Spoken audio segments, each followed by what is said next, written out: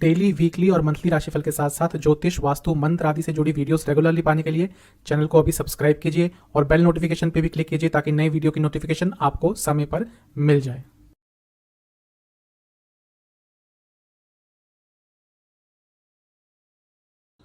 ओम गणेशाय नमः। ओम नमः शिवाय। मैं निखिल ज्योतिषाचार्य आप सभी का मेरे चैनल पर पुनः स्वागत करता हूं। आशा करता हूं आप सभी स्वस्थ होंगे। महादेव की कृपा आप सभी पर सदैव बनी रहे। ये वीडियो है मकर के अप्रैल मई जून 2023 के त्रिमासिक राशिफल के बारे में। कैसा रहेगा मकर के लिए ये आने वाला 3 महीनों का कालखंड, क्या क्या बदलाव आएंगे। जो त्रिमासिक राशिफल होता है वो प्रमुखतः जो बड़े बड़े बदलाव हैं और उन बदलावों का आपके जीवन पर क्या प्रभाव पड़ सकता है, इन्हीं सब चीज़ों के बारे में होता है। मेरे चैनल पर विस्तृत रूप से मासिक राशिफल आते हैं जिसमें मैं हर एरिया को कवर करता हूं, लेकिन ये जो त्रिमासिक राशिफल है इसको बनाने का औचित्य यही है कि आने वाले 3 महीनों में जो बड़े बड़े बदलाव आने वाले हैं उनके बारे में आपको अवगत कराया जाए। और इस 3 महीने के समय में बहुत कुछ बदलने वाला है। सूर्य उच्च के हो जाएंगे, मई में मंगल नीच के हो जाएंगे, बृहस्पति का राशि परिवर्तन, गुरु चांडाल योग, और जून तक आते आते शनि महाराज वक्री हो जाएंगे। तो देखिए कितना कुछ हो रहा है इस 3 महीने के समय में, तो बदलाव तो ज़रूर आएगा। कहाँ से देखिए राशिफल? टेक्निकली लग्न राशि और चंद्र राशि से अलग अलग राशिफल नहीं बन सकते। मेरे हिसाब से अगर आपको अपना लग्न पता है तो वहाँ से ऑब्जर्व करेंगे तो बहुत अच्छे रिजल्ट मिलेंगे। अगर लग्न नहीं पता तो राशि से भी देख सकते हैं। राशि मन का कारक होती है, लग्न आपका भौतिक जीवन होता है। दोनों को मिलाकर भी देख सकते हैं, यानी कि अगर आपका लग्न मकर है, आपकी राशि मकर है, दोनों ही लोग इस राशिफल को ऑब्जर्व कर सकते हैं। वीडियो के अंत में कुछ उपाय भी मैं अवश्य बताऊंगा। तो शुरुआत करते हैं आने वाले 3 महीनों के त्रिमासिक राशिफल का अप्रैल के साथ। अप्रैल का महीना बहुत बड़े बदलाव लेके आने वाला है सभी के लिए। अप्रैल का जो पहला हफ्ता होगा वहां पर 3 ग्रह आपके चौथे घर में रहेंगे, यानी कि राहु, शुक्र और बुध। तीनों की आपस में मैत्री है, तो प्रॉपर्टी के संबंध में कुछ अच्छा रिजल्ट आपको प्राप्त हो सकता है अचानक से। लेकिन अगर आप वाहन चलाते हैं तो थोड़ा संभल के चलाइएगा, क्योंकि एक्सीडेंट के योग भी ये बनाते हैं। इस महीने का जो पहला राशि परिवर्तन वो शुक्र का होगा, और शुक्र महाराज आपके पंचम भाव में अपनी ही राशि में आकर स्थापित हो जाएंगे। 2 राजयोग बनाएंगे, लक्ष्मी योग बनाएंगे। शुक्र वैसे भी आपके लिए योग कारक ग्रह हैं, तो उनका राशि परिवर्तन आपके लिए बहुत अच्छा रहेगा। स्टूडेंट्स के लिए बहुत शुभ रहेगा, नया रिलेशनशिप स्टार्ट करने के लिए बहुत अच्छा रहेगा, और जीवन को आगे बढ़ाने के लिए बहुत अच्छा रहेगा, और लाभ प्राप्ति के लिए तो अति शुभ रहेगा। कारण क्या है कि शुक्र जो योग कारक ग्रह हैं आपके पंचम में बैठकर लाभ स्थान को देखेंगे, तो आपको कई तरह के लाभ मिलने शुरू हो जाएंगे। इस महीने जो अगला राशि परिवर्तन होगा वो होगा सूर्य महाराज का। सूर्य उच्च के होकर चौथे घर में आ जाएंगे। सूर्य आपके लिए 8वें घर के स्वामी हैं और आपके लग्न के स्वामी से बहुत अच्छे संबंध नहीं है, यानी कि 14 तारीख के बाद घर में थोड़ा कलह कलेश हो सकता है, बीमारियां आ सकती हैं, स्पेशली आपकी माता जी की सेहत बिगड़ सकती है, और प्रॉपर्टी से रिलेटेड कोई डिस्प्यूट भी आपको तंग कर सकता है। चौथे घर में बहुत सारे ग्रह रहेंगे, अच्छे भी हैं बुरे भी हैं, तो चौथा भाव इतना एक्टिवेटेड है तो उससे मिले अच्छे और बुरे दोनों ही रिजल्ट आपको प्राप्त होंगे। 21 या 22 अप्रैल के आसपास बुध वक्री हो जाएंगे, उल्टा चलने लग जाएंगे, और वो भी चौथे घर में ही आपके हो रहे हैं। तो देखिए जो महीना है अप्रैल का, ये आपका चौथा भाव बहुत ज़्यादा ग्रहों से प्रभावित रहेगा। शनि की दृष्टि भी है, यानी कि घर में लड़ाई झगड़े ज़्यादा होंगे, माता जी की सेहत बिगड़ सकती है, और घर की स्त्रियों की सेहत भी थोड़ी इस महीने बिगड़ सकती है। तो उन सब चीज़ों का आपको बहुत ध्यान रखना है। ये जो सारी नकारात्मक चीज़ें हैं इनमें आपको सुधार देखने को मिलेगा 22 अप्रैल के बाद से। जैसे ही बृहस्पति महाराज आपके चौथे घर में आ जाएंगे मेष राशि में, क्योंकि एक नैसर्गिक शुभ ग्रह हैं, तो उनका यहाँ पे आना, ये जो सारी खेल चल रहा था ग्रहों का, उसमें सकारात्मकता लाएगा और प्रॉब्लम सॉल्व होने लग जाएंगी। बृहस्पति आपके लिए 12वें घर के स्वामी और 10वें घर को देखेंगे। जो MNC में काम करते हैं, विदेश में जाना चाहते हैं जॉब के लिए, उनके लिए बृहस्पति का राशि परिवर्तन बहुत महत्वपूर्ण रहेगा। इस महीने आपको ध्यान क्या रखना है? वाणी पर बहुत कंट्रोल रखना है। शनिदेव दूसरे घर में बने रहेंगे, वाणी कड़वी रहेगी। यातायात से थोड़ा बचना है, जितना अवॉइड हो सके उतना अवॉइड करना है, और अपने गुस्से पे कंट्रोल करना है, क्योंकि मंगल की 8वीं दृष्टि लग्न पर बनी रहेगी। इस महीने आपको पेट के रोग, हाई BP की प्रॉब्लम और गले के रोग बहुत तंग करने वाले। मई के महीने पे चलते हैं। मई में जो सबसे पहला राशि परिवर्तन वो होगा शुक्र का ही होगा, और शुक्र पंचम को छोड़कर छठे में चले जाएंगे। ये थोड़ा प्रॉब्लमेटिक हो सकता है। शुक्र वैसे भी छठे घर में इतना कंफर्टेबल नहीं रहते, 12वां घर उनका सबसे प्रियतम है, और उससे जो एकदम अपोजिट पड़ता है छठा, वहाँ पे थोड़े अनकंफर्टेबल हो जाते हैं। शुभ ग्रह हैं तो यहाँ पर बहुत अच्छा प्रभाव नहीं देते। तो ये वो समय है जब खर्चे बढ़ेंगे, कुछ चीज़ों में आप फंस सकते हैं, कुछ झूठे आरोप आप पर लग सकते हैं, और कुछ लोग जानबूझकर आपसे चालाकी करेंगे। मई के महीने में पैसा किसी को भी उधार मत दीजिएगा, पैसा वापस नहीं आ पाएगा। स्टूडेंट्स के लिए बहुत अच्छा है जिनका कोई कॉम्पिटिटिव एग्जाम है, क्योंकि पंचम के स्वामी छठे में होंगे और छठा भाव कॉम्पिटिटिव एग्जाम्स के लिए देखा जाता है। और कुछ समय के लिए यानी कि 10 मई तक उनकी जो युति है वो मंगल के साथ रहेगी। तो 10 मई तक का समय तो स्टूडेंट्स के लिए बहुत अच्छा है जिनका कोई कॉम्पिटिटिव एग्जाम है। ये वो महीना है जब बृहस्पति अपना पूरा प्रभाव चौथे घर से देना शुरू कर देंगे। तो प्रॉपर्टी से संबंधित आपके कुछ कार्य बन सकते हैं, आपको कुछ ना कुछ लाभ हो सकता है।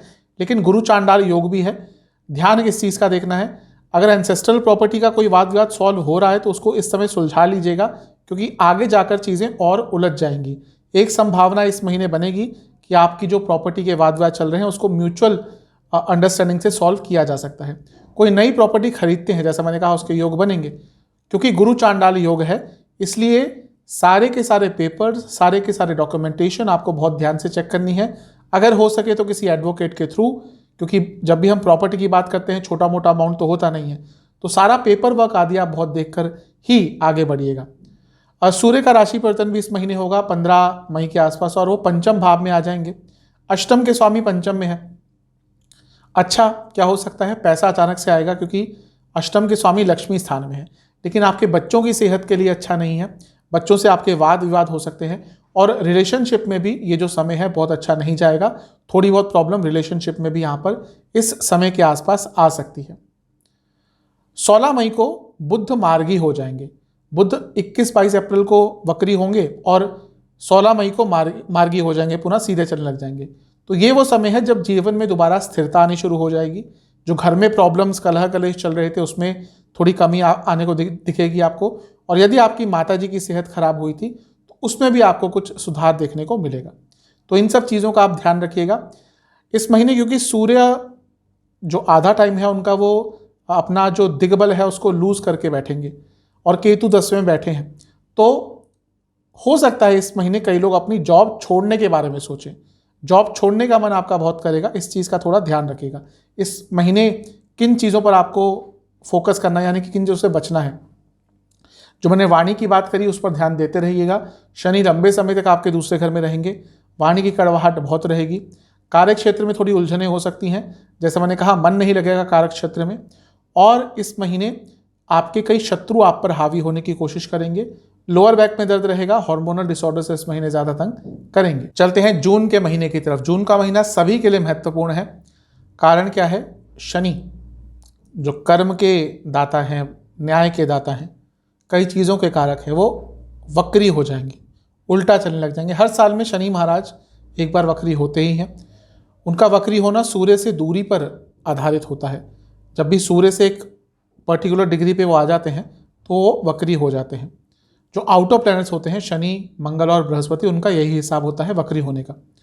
तो वो वक्री होंगे यहाँ पे कुछ समय तक, लंबे समय तक वक्री रहेंगे। उनके बारे में चर्चा करते हैं। इस महीने का जो सबसे पहला राशि परिवर्तन होगा वो बुध का होगा, और बुध इस महीने 2 बार राशि परिवर्तन करेंगे, क्योंकि वक्री चल रहे थे लंबे समय से, उनकी जो स्पीड थी वो भी कम हो गई थी। इस महीने पुनः ही अपने गति पे आ जाएंगे और 2 बार राशि परिवर्तन उनका होगा। सबसे पहले वो 6 तारीख को, 6 जून को आपके पंचम भाव में आ जाएंगे। आपके लिए बुध आपके भाग्य स्थान के स्वामी, उनका पंचम में आना राजयोग बनाएगा और भाग्य का साथ आपको अवश्य प्राप्त होगा, और ये लक्ष्मी योग भी बन रहा है। उसके बाद 24 तारीख को वो छठे घर में आकर विपरीत राजयोग बनाएंगे और आपका कुछ कानूनी कार्य अटक रहा था उसको पूर्ण करने में आपकी सहायता करेंगे। जिन स्टूडेंट्स का 24 जून के बाद कोई कॉम्पिटिटिव एग्जाम है उनके लिए बहुत अच्छा समय ये रहेगा।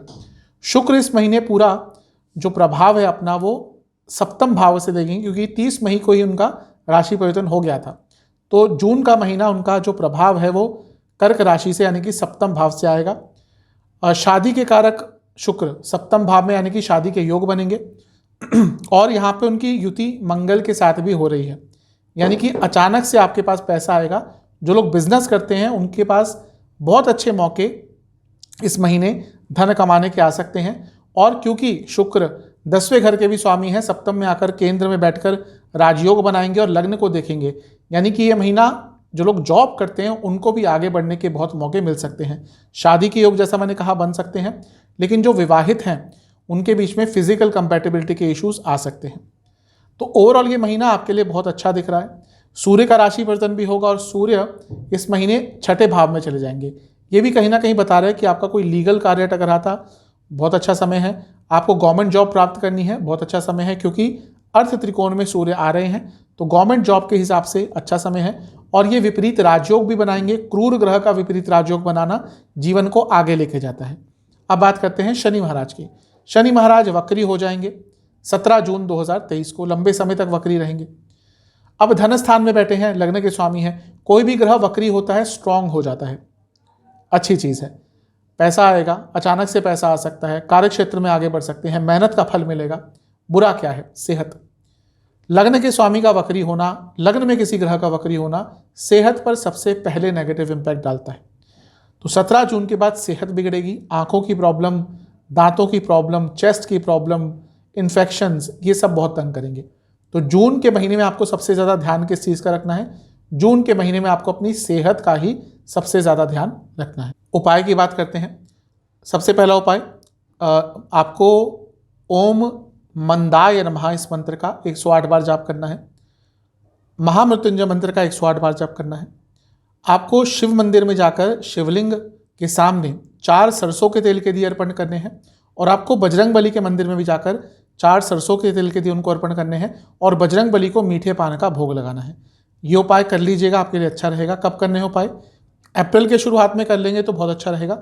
अदरवाइज जब भी ये वीडियो देखते हैं उसके बाद किसी भी दिन आप ये उपाय कर सकते हैं। आशा करता हूँ ये वीडियो आपके काम आएगी। चैनल पर नए हैं आप सब्सक्राइब कीजिए, वीडियो को लाइक कीजिए। मिलता हूँ अगली वीडियो में, तब तक के लिए ओम नमः।